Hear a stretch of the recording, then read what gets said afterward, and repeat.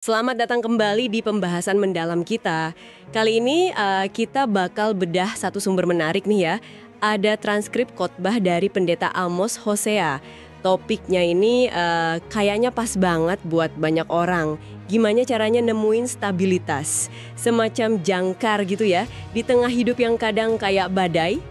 Betul sekali, ini relevan banget sih, mencari jangkar di tengah kesulitan. Sumbernya memang dari konteks rohani Kristen, ya, G.B.I. Ebenezer, tapi isinya ini menyentuh banget soal psikologi syukur dan ingatan. Perspektifnya menarik. Oke, jadi misi kita sekarang ini kita mau coba gali nih. Gimana ide utama khotbah ini soal mengingat kebaikan masa lalu, terus melatih rasa syukur, itu benar-benar bisa jadi jangkar yang kokoh buat kita semua. Apalagi kalau dibandingin sama efek negatifnya ngeluh terus ya kan? Yuk kita bongkar bareng-bareng. Siap. Ini kan pencarian universal ya, soal ketahanan mental, emosional. Sumber ini walaupun konteksnya spesifik, tapi insight-nya bisa buat siapa aja sih. Nah, khotbahnya ini langsung mulai dengan kontras yang wah tajam banget ya. Ada kisah Adolf Hitler yang disebut masa lalunya yang kelam itu membentuk kekejamannya. Terus dibandingin sama ide menjadikan kebaikan Tuhan atau ya pengalaman positif lah sebagai jangkar. Bahkan ada klaim 70-80% hidup kita sekarang itu dipengaruhi masa lalu. Gimana tuh? Iya, itu klaim yang kuat ya. Dan ini nyambungnya ke konsep yang disebut amnesia spiritual.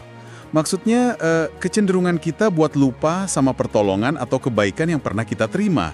Dan ini menurut sumber ini bukan sekedar lupa biasa, tapi bisa jadi pemicu kita jadi suka, bersungut-sungut, ngeluh.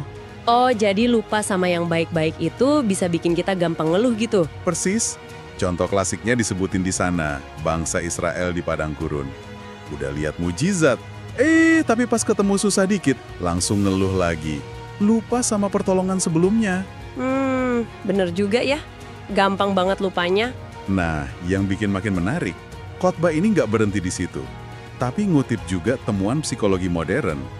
Ada referensi riset dari Trevor Black. Dia bilang, dampak dengerin keluhan terus-terusan itu kayak perokok pasif buat mental kita. Wah, kayak perokok pasif? Serius itu? Iya, gitu disebutnya. Bahkan lebih jauh lagi, ada disebutin kalau paparan keluhan yang kronis itu bisa merusak hipokampus. Itu kan bagian otak yang penting banget buat pemecahan masalah. Jadi dampaknya nyata secara neurologis. Wow, ini ngubah cara pandang soal ngeluh ya. Bukan cuma soal vibes negatif, tapi bisa beneran ngerusak fungsi otak. Ngeri juga ya. Terus solusinya gimana dong menurut khotbah ini? Nah, solusinya itu disebut anchor, jangkar iman. Intinya, ya kita secara sadar, secara aktif, berpegang pada ingatan akan kebaikan yang pernah kita alami. Bisa pertolongan Tuhan kalau dalam konteks iman, atau ya momen-momen baik, dukungan dari orang lain, secara umum gitu. Disinilah kekuatan rasa syukur jadi bintang utamanya. Oke, jadi fokus ke syukur. Kayak risetnya Dr. Robert Emmons yang dikutip itu ya, yang bilang orang yang bersyukur itu cenderung lebih happy, lebih optimis. Terus ada cerita Matthew Henry itu juga, saya kagum banget bacanya. Pendeta yang habis dirampok, tapi di jurnalnya malah nulis daftar syukur. Kok bisa ya? Itu contoh yang mungkin ekstrim ya, tapi nunjukin poin pentingnya. Perspektif syukur ini tuh sesuatu yang bisa dilatih. Bukan ditungguin datang perasaannya, tapi diciptakan secara aktif. Khotbahnya ngasih beberapa cara praktis banget buat melatih otot syukur ini. Gimana tuh cara ngelatihnya sehari-hari? Boleh dibagi nih tipsnya? Pertama ya, catat dan renungkan. Bikin semacam jurnal syukur gitu, rutin. Sengaja cari dan tulis hal-hal baik, sekecil apapun itu. Kedua, dibiasain jadi gaya hidup. Di pikiran, di omongan. Kayak referensi ayatnya itu, 1 Tesalonika 5 ayat 18, mengucap syukur dalam segala hal. Intinya, ganti pola ngeluh jadi syukur, secara sadar. Oke, jadi nggak cuma dicatat, tapi juga diomongin dan dipikirin ya, mengubah respons gitu. Tepat. Dan yang ketiga, bagikan pengalaman positif itu. Ceritain lagi pertolongan atau kebaikan yang pernah diterima, ke diri sendiri atau ke orang lain. Ini kayak nguatin memori positifnya. Contohnya kuat banget itu kesaksian tahanan perang Vietnam. Oh iya, yang mereka bisa bertahan karena fokus ke ingatan positif dan iman ya. Betul. Kemampuan mereka bertahan di bawah tekanan luar biasa itu dikaitkan sama itu. Fokus pada ingatan baik, pada iman. Itu strategi bertahan hidup yang aktif, bukan pasif nunggu nasib. Menarik banget ya.